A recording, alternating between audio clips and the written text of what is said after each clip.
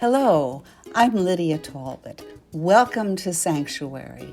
For more than 20 years, the mission of Chicago's La Casa Norte was to serve youth and families confronting homelessness.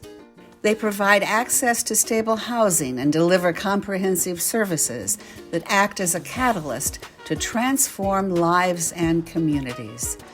Recently, a group of La Casa Norte founders gathered to reminisce, recalling the stories and events that led to the creation of a Chicago institution. The story of La Casa Norte will challenge what you think about your politics and your faith today on Sanctuary.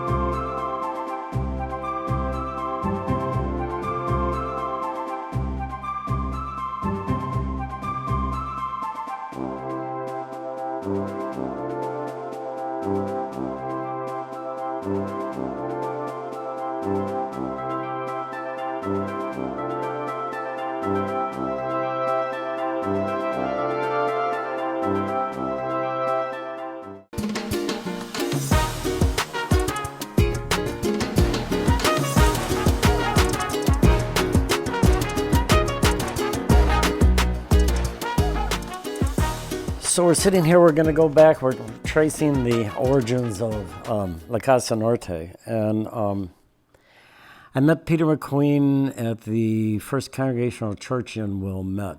It was a church that was really involved in social justice issues. Sanctuary Church, part of their mission was to work with the homeless. And so Peter and I started feeding homeless folks in the city of Chicago, probably in the late 80s. Is that right, Peter?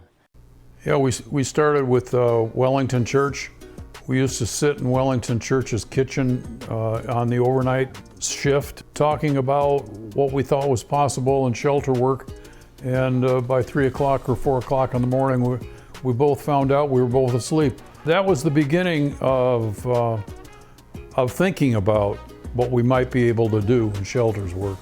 After a number of years of working in that type of shelter, we decided to do volunteer work at the Open Door Shelter, which was part of the night ministry. And Open Door was a shelter for youth. And after working there for a while, or volunteering there for a while, we kind of asked the question, what would stop the cycle from these kids coming into the shelter, going out, and then returning? Actually, the population that we were interested in were young male youth ages from 16 to 21. And upon doing some research, we found out that nobody really wanted to deal with that population.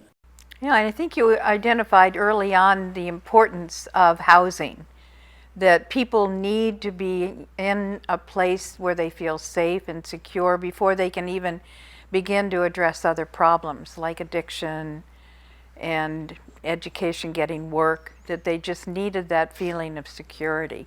And isn't that about right, Peter, that's how it started? Yeah, your focus was on homelessness? That's right, and part of our original investigation was, in the city of Chicago, was there any neighborhood that would allow us to come in and put a youth shelter in it. And every time we would come up with a neighborhood that we thought could benefit from a shelter, we were turned down, until we went to a fellow UCC church, which was San Lucas in Humboldt Park, and they actually invited us to come in and to take a look and see if there was a place we could go. That was the start of La Casa. So then we kind of put together our own story, what we wanted to do, what we hoped to do. I spent a lot of time with our dear friend Martha Pierce, who was on the original board, and Martha was writing all this down on big yellow tablets, and so we could start to put together a presentation and kind of as we would take it on the road and see what we can come up with. When Keith gave the presentation, it was almost like painful, because he had so much to say and so many great ideas, but it wasn't getting across with the slides. So when he said, well, what do you think? I just said to Keith, you're out of your mind. There's no money for this. This is not going to work. But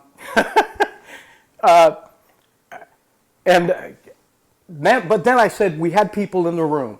So these people pitched in, and we provided some support and encouragement after we got over that first round. And as a result of that, we tried to do what we could in order to promote what Keith and Peter were doing. One of the things about Keith's presentation was it really sparked a comment about money and who's going to fund this thing. And Keith and I sat down and we talked about how we were going to get money. And we decided that we were going to put on dinners. So we talked to our friends. We didn't know what we were doing, believe me, but we kind of let everybody know that if they thought it was a good idea and if a presentation went okay, we expect them to give money. And at the end of the evening, we got nothing. All of a sudden, about 3 or 4 days later, one of the people that was there called and said, are you really going to do this? And we said, yes, we really are. And he gave us a huge amount of money. Right. I think we raised $30,000 that night. Yes. Yeah. One guy gave a gift of $20,000, and one person said, I'll match anything you get. And when we got $30,000, he was like dumbfounded that he was going to have to come up with $30,000. After I think we did one or so dinner, we had previously talked to Bob Taylor. We asked Bob Taylor if he would come on the board, and we thought we definitely need Bob. Bob was an accountant, and Bob did a lot of social justice work, and so we thought it would just be really wonderful if Bob would come on board, and he did, and Bob was instrumental in us getting our 501c3. And I'll never forget Bob telling me that it was time that I handed the checkbook over to him so he can control this organization. Well, I go back a little bit before that. Keith called up one day and said, I've got this great idea I want to run past you. Can I meet you in your office? And he said, we want to establish a 501c3. And I said, really? Like Bob Rushman? I said, I think I may have used the word, I think you're crazy, because I know how much you guys like to do paperwork, and this is a 40-page application that requires a budget. Have you thought about a budget yet? And the answer was, well, not really. However, we prevailed. It was easy to get the 501c3 with a 5-year advance ruling. But we came to the end of the 5-year advance ruling and really didn't have a program that would support the 501c3 to justify its existence. So I got on the phone one day, maybe 3 weeks we had left on it, and found a friendly not-for-profit IRS agent who I said, what's the magic formula? What do we need?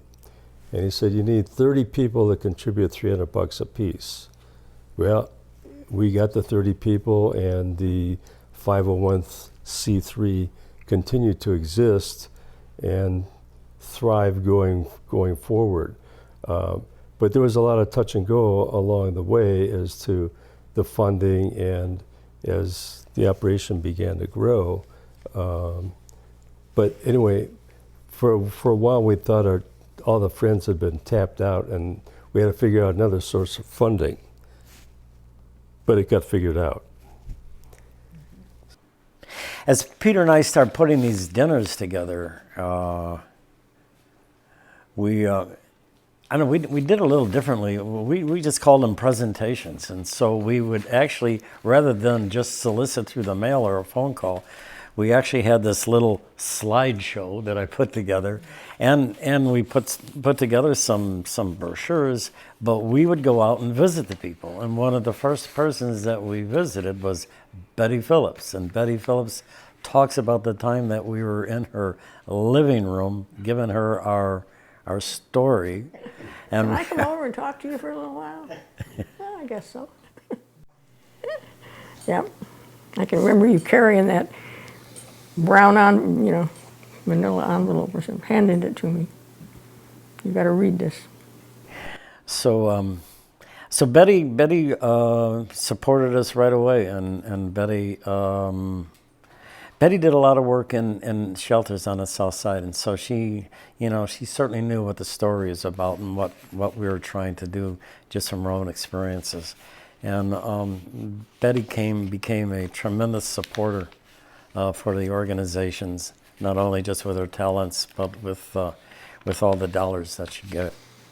So once we had our 501c3, and we then put together a board which consisted of everybody here plus Martha Pierce, we decided that, well, we had a fair amount of money, and we decided that we had to find a location. We needed a place. I mean, the amount of money that we've gained so far was just really on a dream. We had nothing. So I started driving around the city of Chicago looking for a place, and I kept on going to Humboldt Park. It was just a draw for me. And it was one day during the week, I was driving by a building on North Avenue, and there was a for sale sign by the real estate of Koenig and Stray. And through my business, I knew Mr. Koenig, and so I got a tear sheet on the building, and it looked like if we could just get a down payment on this, that the building might really support itself.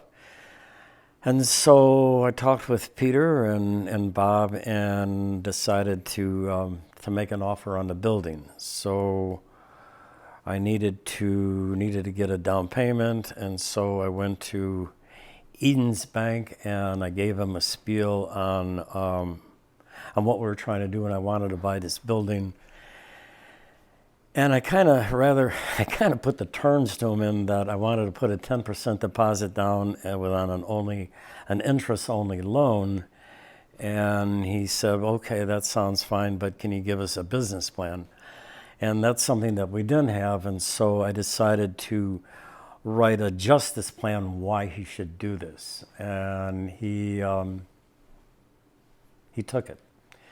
And so Martha's husband, Dennis, who's an attorney, he did all the work on it. We closed and we had a building. So that went on for a period of about a year and a half or so, just running the building, trying to collect rent, and that was difficult, but there was no way we could put any of the folks on the street because we were trying to open up a shelter for homeless people. So we had to start putting some cash into the building, but anyway, so once we had the building, and that's when, working with Bob Rushman, put together this meeting with Jess McDonald. If you want to talk about Jess a little bit. Yeah, I'd be happy to. Jess McDonald was the head of the DCFS at that time. Martha and I met Jess McDonald when we were trying to adopt. When La Casa Norte and your ideas about La Casa Norte came about, we said, Jess, you got to meet these guys. You got to meet Peter and you got to meet Keith. They have a great idea here, but they need somebody to kickstart this for them. So we set up a meeting, and the meeting was unbelievable because when we went in and had this meeting, Peter and Keith and Jess started to have a conversation about their experience. They were all in the military. They had similar experiences in Nam. So the meeting became something where there was a conversation going on that was above what all the rest of the people there were thinking about. There was a oneness there, and as a result of that, there was no decision made at that time. It was just kind of like automatic by the end of the thing. Jess said, "What do you need?" And they said, and then he said, "Okay, that's it. We can do this." And it was amazing. It was amazing to be there and to see like history being made right there in front of us. Yeah. It was an interesting conversation with Jess, because all three of us were really anti-war, and so we got into that and talked about that for about 30 minutes, and really the conversation went about for 45 minutes to an hour, really talking about the war. And once we were done with that and we made our pitch about what we wanted to do, he said, "Okay, no problem. We have this one program called the Norman Project," and what that was, it was about helping folks that were almost homeless, or what was the term? Yeah. And he says, "I can give you $30,000 and $10,000 to build out your office." Well, we had already started work on the building on North Avenue. We had a group of guys, and we were doing this work at night, and so we had gutted the place, and so basically we took the extra $10,000, we put it in the bank, and did the project, and then we were able to get some furniture from Crate & Barrel. Were moving their offices, and so they gave us a whole bunch of desks, and we got some carpeting from a manufacturer, and we put the sign out, and we were open. So just prior to that, Peter, you want to talk about our experience and how we met Sol, and you were working with Carmen at San Lucas in Humboldt Park. Sol is somebody that you can never forget in this whole story. And she was our executive director for, I think, 9 or 10 years, something like that, or maybe even longer. Probably longer than that. Longer than that, okay. And the way we found her was, I mentioned before San Lucas Church, and Sol was writing grants for San Lucas, tucked away in the fourth floor of their church on North Avenue. And we knew someone that ran San Lucas, which was Carmen Flores, and she introduced us to Sol, and both of us met her, and we asked her if she would like to write grants for us. And there was some mention about how much we would pay her, etc. But she said sure, and the first grant that she wrote for us, we got. So we kept on going with Sol, writing grants for us. And then eventually, Keith and I had a conversation that she really worked very well for us. Perhaps she would work well as an executive director, and we had dinner one night, and we offered her the job, and that she accepted. And many, many years later, she was still there. So she helped us put together many boards. The board that we had, which was made up of several of these people, she put together boards of people that were from the neighborhood, boards that people that she met when she was out socializing. She was a wonderful benefit to La Casa Norte in the very beginning. So the biggest challenge, Peter and I met with the aldermen, and I think the challenge that Sol had was really presenting this whole thing to the neighborhood. When we were just working in this office, that was one thing. But when word got out that we were going to start doing construction and it was going to become a homeless shelter, everything in the whole idea in the neighborhood really changed. It's amazing how that happens.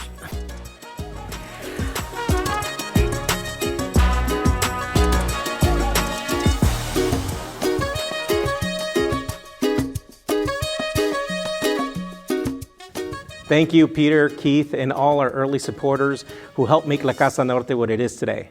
I'm Jose Munoz, Executive Director of La Casa Norte, and I'm here today with our founding Executive Director, Sol Flores, who spearheaded our mission for 18 years. Welcome, Sol. Thank you for joining us. Thank you, Jose. Thank you for having me.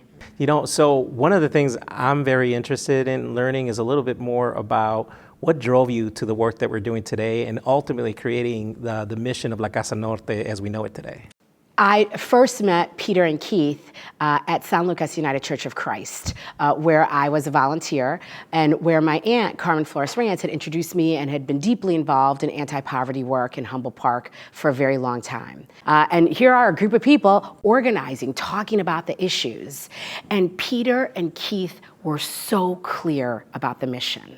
And for me, it was like a light bulb going off when they said, "Are you willing to help? Are you willing to join this mission?" And so we said yes, and that was February 2002.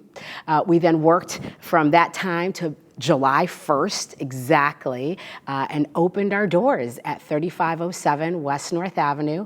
And I remember we printed out our mission on a bubble inkjet printer and taped it to the front window. And I remember being terrified that anyone would actually come in and ask for help. I'm sure, you know, like any other pioneer story, that there's always ups and downs. So, you know, can you tell me a little bit about some of those early days and some of the issues and troubles you had, and also, you know, some of the successes? Yeah. When Peter and Keith came with this idea, and I know that they've shared this, you know, they had a tribe, a village behind them, folks that they had harassed, folks that they had inspired for years to provide all sorts of support, both monetary, but also sweat equity to get this 501c3 off the ground. You know, one of the strengths that I think I bring to the table, Jose, is I'm not afraid to ask for help. And neither were Peter and Keith. And so you had a trio of folks and our early board members and our early staff who could put everything to the side and really work the networks that we did have and the networks that we didn't have. And that was surprising because people were welcoming. Folks picked up the phone, they said, "Yes, how can we help?" And they said to us, I can't help you now, but I'm gonna remember you. I'm gonna remember this mission and I'll come back to it. And they would. So that was for me a complete up. And of course, some of the downs are the challenges of starting a nonprofit. Remember, this is in 2002. So we're coming out of a recession. It's a challenging time. We're seeing a lot of consolidation of nonprofit work. And frankly, not a lot of investment in homeless youth services. And not a ton of investment in Latino serving organizations that were working in this space. And so we had to make the case to funders, public funders and private funders, that actually young people who were experiencing homelessness needed investment, needed specific, focused investment.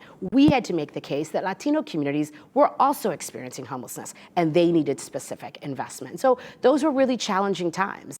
We have a beautiful building in Humboldt Park, but a lot of folks don't know all the blood, sweat, and tears that went into building that building. You know, like Yes. you know, I know there's a lot of work and Yes. you know, and a lot of asks to get this building built. Yes, absolutely, yeah. We talked to community, we talked to consumers, we talked to clients we had served. We dug deep in ourselves as board members, as volunteers, as staff, to dream. So in that strategic plan said, go build more, do more. And that's where the idea and the genesis for the foundation project came. And of course, where we landed on are the key components of the foundation project of Pierce House. We said we need more housing, supportive housing, because that we know makes a difference. 2, we want to serve people's nutritional needs, right? We are in a food desert. We need to make a difference there. And then the third leg of that stool was healthcare. Again, being in a healthcare desert, and how can we help serve those needs? So we knew those were the 3 key core components of this new space, and then other sort of ancillary projects that would come along.